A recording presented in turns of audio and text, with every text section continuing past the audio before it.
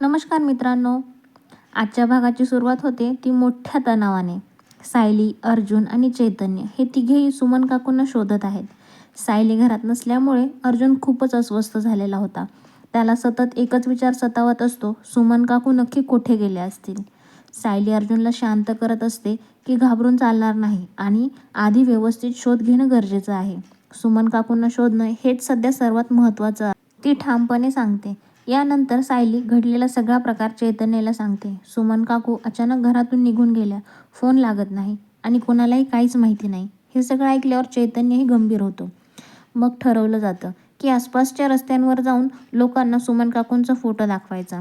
तिघेही एकेकाला फोटो दाखवत विचारतात, या मावशींना कुठे पाहिलं आहे का? पण दुर्दैवाने प्रत्येकाचं उत्तर एकच असतं, नाही. कोणालाही सुमन काकू दिसलेल्या नसतात. वेळ जातोय पण कुठलाच धागा सापडत नाही. दुसरीकडे घरात मात्र अगदी वेगळंच वातावरण असतं. सगळेजण एका मजेशीर गेममध्ये रमलेले आहेत. अश्विन सगळ्यांना एक नवीन गेम समजावतो. कपाळावर एका सेलिब्रिटीचं नाव लावायचं आणि खाणाखुणांनी ते नाव ओळखायचं. असा खेळ तो खेळत असतो.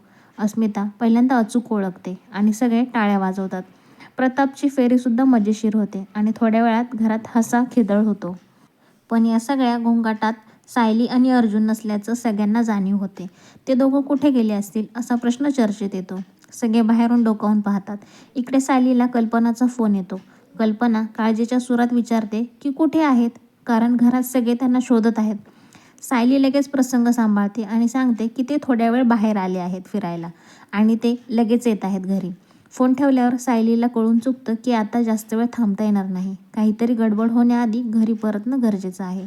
अर्जुन विचारतो की काही सिरियस झालंय का? त्यावर सायली सांगते की घरात सगळे आपल्यावर लक्ष ठेवून आहेत, त्यामुळे लगेच निघायला हवं. घरी परतल्यावर सायली आणि अर्जुन वॉकला गेलो होतो असं कारण देतात. सगळे हसत विषय बदलतात. पण पूर्णाजींना काहीतरी बरोबर नाही असं वाटतं. सायलीच्या चेहऱ्यावरचं टेन्शन त्यांना स्पष्ट दिसत असतं. याच दरम्यान नागराज घरी येतो. तो अगदी नॉर्मल वागण्याचा प्रयत्न करतो, जसं की काही घडलंच नाही आहे. पण त्याच्या बोलण्यात अनेक विसंगती असतात. कधी हॉस्पिटलची गोष्ट, कधी कोणाच्या आईची, असं सगळं काही गोंधळात टाकणारं असतं. सायलीचं लक्ष नागराजच्या बोलण्यावर जातं आणि तिला संशय येऊ लागतो, हा माणूस खोटं बोलतोय हे तिच्या मनात ठामपणे असतं. सायली, अर्जुन आणि चैतन्य पुन्हा बाहेर येतात. तिघेही गंभीर चर्चा करतात.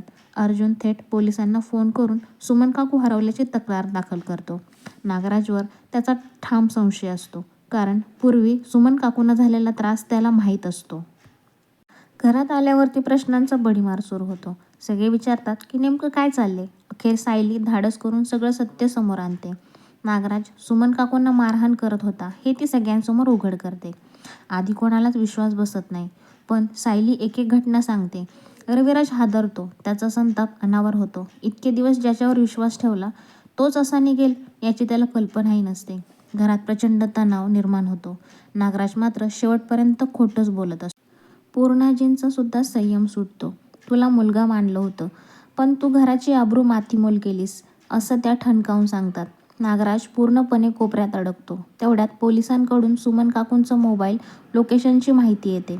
लोकेशन गावाच्या वेशीजवळ असल्याचं कळताच सगळ्यांना धक्का बसतो. नागराज हे ऐकून पूर्णपणे हादरतो. आता पुढचा भाग आणखी थरारक ठरणार आहे. सुमन काकू जिवंत आहेत का? नागराजचं खरं रूप उघड होणार आहे का? पोलीस वेळेत पोहोचणार आहेत का?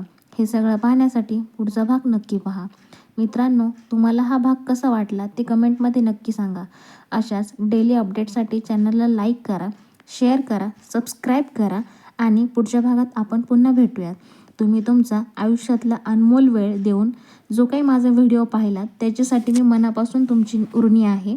कृपया चॅनलला सबस्क्राईब करा जर तुम्हाला हा व्हिडिओ आवडला असेल तर. धन्यवाद.